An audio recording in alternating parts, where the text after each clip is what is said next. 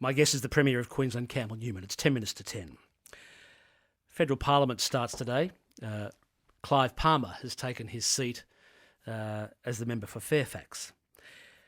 Can you cast any further light on why he split from your side of politics, someone who's been so intimately involved with the LNP for many years, why he split? Is there any further light you can cast on that? I'd be delighted to, Steve. So, got your seatbelt on? Okay. Well, here are the facts as we see them. Mr. Palmer tried to seek preferential treatment from my government, and we said to him we would welcome investment in this state, whether it be in coal mining or in tourism, and I'd like to elaborate on some of these things, but that he had to follow the due process that everybody else followed. He didn't like that, and through a number of meetings with people like Jeff Seeney or myself, he increasingly became more strident and agitated. He seemed to want us to do things that just simply are not right. And I notice he continues to cast these slurs on us and accuse us of corruption and terrible things. We have written to the CMC ourselves, not to complain about him, but essentially to say, investigate us. Mr. Palmer seems to have some allegation.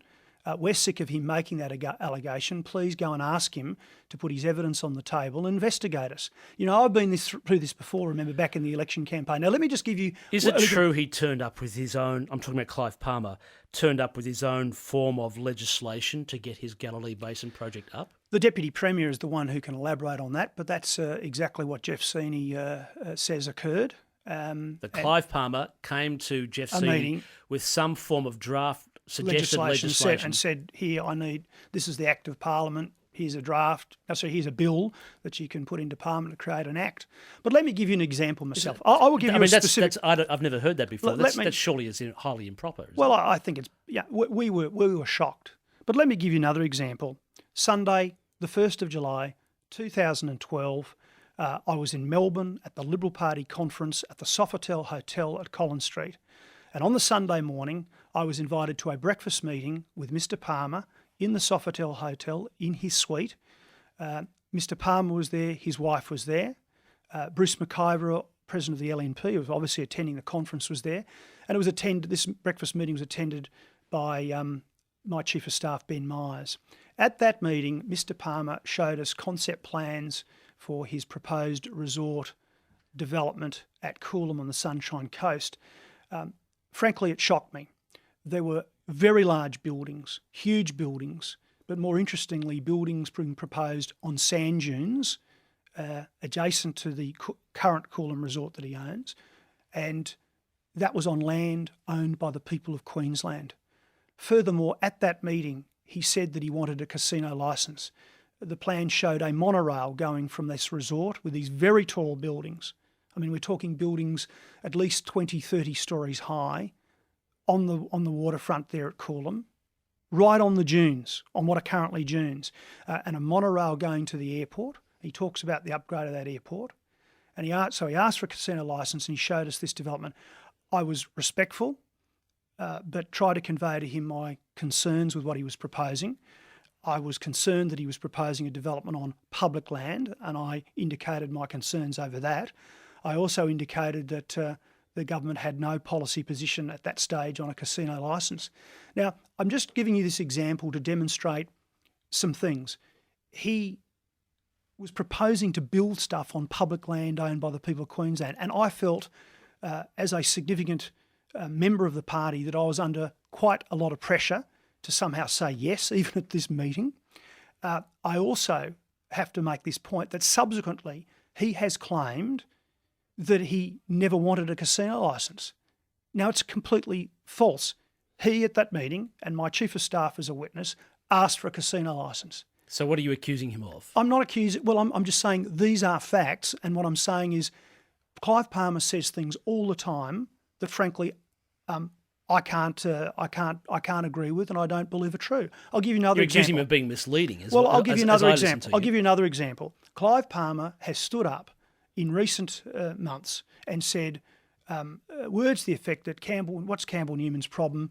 We held a fundraiser for Campbell Newman at my home on the Gold Coast, and we raised a large amount of money. I think he claimed it was either $250,000 or $500,000. Now, let me be clear for your audience today. I've attended Mr. Palmer's house once in early to mid 2011. The people at his house that evening were myself, my wife Lisa, Mr. McIver and his wife Chris, and Mr. Palmer and his wife Anna. I am totally unaware of any fundraising event conducted there for me or for the LNP. I've asked Mr. McIver subsequently, and he said there was no such fundraising event. I certainly was at one. So the point I'm making today is Mr. Palmer says these things. He makes allegations of corruption. They are not true. The final thing I wanted to talk about this morning is the real concerns for Queenslanders. He's running a nickel refinery at Yabulu in Townsville, which has a couple of issues with it. The first one is he has a very big environmental issue. Thousands and thousands and thousands of litres of contaminated water that he sought to discharge out into the Great Barrier Reef waters, to the Coral Sea waters, because his dams there don't have the capacity. This is the tailings dam. This is the tailings dam. Okay. This is a matter of fact. He wanted to discharge pollutants to the Great Barrier Reef, and we said no. So I go back to your question, why has there been a falling out? He wanted to do something that we could not, in all conscience, in any way, shape or form agree to. The other thing that gets me... Is the tailings dam in danger of collapse? Well, I'm not going to go there this morning. All I can say is it's still a concern to the Queensland Government, and Andrew Powell, the Environment Minister, and his team are seeking action by the Palmer group of companies to actually sort this out and ensure that the tailings dams can safely hold this material. The other thing about this refinery, though, is I've got an article here from June this year where the Courier Mail said, quote, headline is, Clive Palmer says Townsville Nickel Refinery Yabulu to employ 500 more workers, take $200 million per year profit.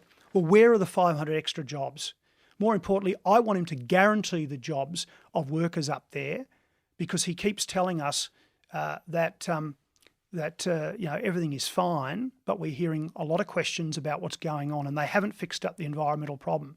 So there are two issues. That's a second issue after the resort, and the final one is this issue of the railway line, and you've sort of covered that. He wanted preferential treatment. He wanted the Palmer railway line. He wanted a deal for him, and he wanted special legislation. Now you've given a special deal to GVK Hancock, though, haven't you? Well, we said as an opposition that we thought the way that this was being handled was improper, that there should have always been one single rail corridor, and we've tried to rationalise that. If you go to the pastoralists up in the Galilee Basin, they're still concerned, and we've been trying to address their concerns about the myriad of rail infrastructure that was being proposed up there. So, it is not in the public interest for the Galilee Basin to see a crisscrossing of railway lines all the way to Abbott Point. We always needed one corridor, and that's what the Bligh Fraser government should have done. So Clive Palmer, the newly elected member for Fairfax, who's taken his seat in federal parliament today, brought his own legislation to you, specially drafted for your government to pass it, to make sure that his Galilee Basin project gets up. He's been asking you to release toxic tailings into the Great Barrier Reef. Well, he did. He did back some time ago, yeah, and we refused. And this is why you asked about why has there been a falling out. These are the reasons: wanting to release this toxic liquid into the waters of the Great Barrier Reef, wanting preferential treatment for a railway line, asking for a casino licence, and also proposing to build high-rise buildings on sand dunes owned by the people of Queensland. Premier Campbell Newman, thanks for coming in. Thanks, Steve. Queensland